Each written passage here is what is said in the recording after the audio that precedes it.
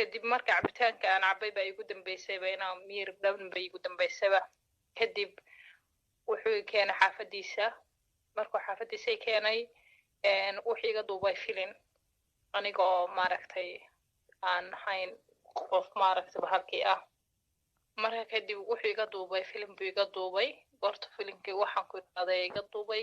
kadib maan ogeyn uu iga qariyay kamid ah gabdhaha laga duubay muuqaal galma ah lana siiyey daroogo ayaa waxa ay u dacwootay dagaalyahanada dhaqdhaqaaqa al-shabaab kadib markii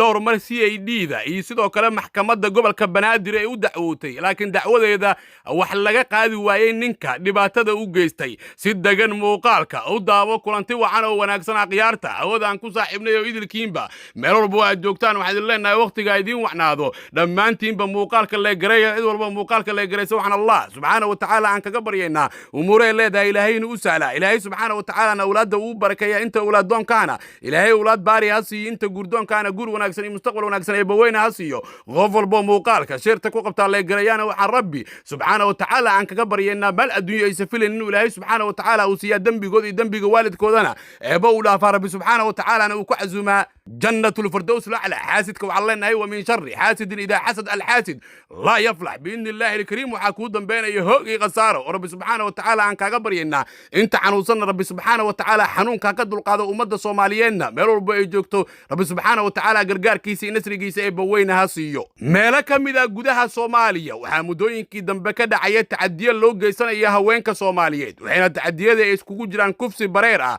oo gabdha qaarkood loo geysanayo ayadoona qaar kamid ah gabdhaha la kufsadayna ay dileen kuwa arxan laabayaal ah oo ku dheelaya magaca ragga Soomaaliyeed ayadoona sidoo kale ay jiraan shabakado qatar ah oo ka dhisan meelo kala duwan oo Soomaaliya ah kuwaasi oo gabdhaha ka duuba muuqaalo galma ah waxa qaarkood arinta la yaab kale ay tahay inay u sameeyaan meher beenaad si gabadha ee u siiyaan kalsooni waxana muuqaaladaasi qaarkood la iskugu diraa meelo ay kamid tahay messengerka Facebook iyo meelo kale oo baraha bulshada ay isticmaasho qof walbana wuxuu arki karaa gabdho badan oo Soomaaliyeed oo lagu sameeyay dhibaatadaasi waxay dadka qaarkiis ay u haystaan gabdhaha inay raali ka yihiin marka la sameynayo waxan lagana duubayo muuqaalada laakiin kooxdan uu madaxda ka yahay Cabdullaahi Maxamed Cali waxay sameeyaan meher beenaad gabdhaha ay u sameeyaan ayagoo u sheegay inay ka tirsan yihiin dawladda Soomaaliya isla markaana ay u qaadi doonaan safar xagga dibadda inay u soo dhameynayaan fiisooyin Turkiga iyo dalal kale koox kale oo qatar ah ayaa iyadana jirta waxayna kooxdaasi ay sameeyaan in gabdhaha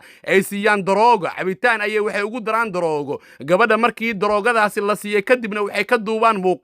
muuqaaladaasina waxay ugu sameeyaan qaab rakaata ahaan ah waxaana labadan shabakadood ay ka wadi sameeyeen yihiin in gabdhaha ay ku sameeyaan rakaato shirkad kamid ah waxay gabdhaha ay ka qaataan lacag baad ah ayadoona isla markaasi gabdhaha qaarkood ay ku amraan in dahabka iyo waxa muhiimka ay yaala guryaha ay u soo qaadaan halka qaarka kalena ay ku qasbaan in mar walba ay u galmoodaan hadii kalena muuqaalada ay shaacin doonaan taas oo keentay in baraha bulshada lagu shaaciyo muuqaaladaasi qaar kamid ah gabdho badanna wali waxay ku jiraan rakaatada ayadoona laga qaato lacag madax furasho ama lacag baad oo joogto ah qaarkoodna galmo si sharci darro ah ayaa lagu qaataa hadii kalena waxa lagu handadayaa in muuqaaladooda la shaacin doono mid kamid ah gabdhahaasi oo aan magaceeda u sheegaynin sabab la xiriira ilaalinta sharafkeeda ayaa waxa ay u tagtay dagaalyahanada dhaqdhaqaaqa al-shabaab gaar ahaan xarun maxkamada ay ku leeyihiin degmo ka tirsan gobolka Shabeellada Dhexe laakiin ka hor waxay aaday xarunta dambi baarista CID-da ee magaalada Muqdisho waxayna ku dacweysay ninka arintan ku sameeyay Cabdullaahi laakiin CID-da ayaa Cabdullaahi markay soo xirtay kadib waxay ku sii deysay lacag madax furasho ayadoona sidoo kale maxkamadda gobolka Banaadir ay xeerlaalinta qaranka ku dacweysay in wax lagaga qabto ninkan dhibaatada ku haya rakaatadana ku haysta kana duubay muuqaal galma ah waxa Cabdullaahi dhowr mar lagu xiray CID-da asoo loo haysto in gabdho badan muuqaal uu ka duubay isla markaana rakaato uu ku haysta qaar kalena uu ku shaaciyay baraha bulshada laakiin CID-da ayaa iska sii deysay Cabdullaahi kadib markuu bixiyay lacag kamid ah lacagihii uu ka qaaday gabdhaha uuna ku dhibaateeyay taas ayaa keentay gabadhan inay u dacwoodo dagaalyahanada dhaqdhaqaaqa al-shabaab waxaana la ii sheegtay in maalin ka hor ay aaday maxkamad al-shabaab ay ku leeyihiin gobolka Shabeellada Dhexe waxayna dhankeeda ay sheegaysaa inay cadaalad ka filayso al-shabaab oo ay sugayso in ninkan wax ay kaga qabtaan maadaama rakaato culus uu ku haysto dad badan oo Soomaaliyeed oo ku sugan koonfurta iyo bartamaha Soomaaliya ayaa u dacwooda meelo kala duwan oo faliisin ay ku leeyihiin dagaalyahanada dhaqdhaqaaqa al-shabaab isla markaana maxkamada u ah waxaana ugu badan dadka ku sugan magaalada muqdisho ee isku qabsadaan dhulalka ama dacwadaha kale ee madaniga kuwaas oo ku jahwareeray maxkamadaha dowladda ee gobolka banaadir ku yaal kadib markii ay naqatay bixinta lacago joogto ah oo laaluusha taas oo keentay inay aadaan dhulka al-shabaab isla markaana ay u kala dacwoodaan jenaraal sheekh yuusuf maxamed siyaad indhacadde ayaa kol hore warbaahinta muqdisho wuxuu u sheegay xilli maxkamadda gobolka banaadir ay ka furneed dacwad xagga dhulka ah oo shakhsiyaad kale ay isku haysteen in maxkamadda gobolka banaadir iyo maxkamadaha dowladda ay ka cadaalad fiican tahay midda al-shabaab haddii al-shabaab ay ammaangelinayaanna uu u dacwoon lahaa dagaalyahanada dhaqdhaqaaqa al-shabaab taas oo muujinaysa in maxkamadaha al-shabaab dad badan ee dacwado ay u aadaan oo ay u dacwad tagaan ila xoogaala ayaa inoo xaqiijiyey in dad badan ay aadaan maxkamadahaasi al-shabaabka ay maamulaan kuwaasi oo door biday in wax un cadaalad ay ka helaan maadaama maxkamadda gobolka banaadir lacaga joogto ah lagu bixinayo laaluush haddaad maanta bixisid lacag 5,000 ah qofka kale aad ishaysataanna uu bixiyo mid 10,000 oo dollar waxaa kaa gubanaya lacagtii 5,000 ee aad bixisay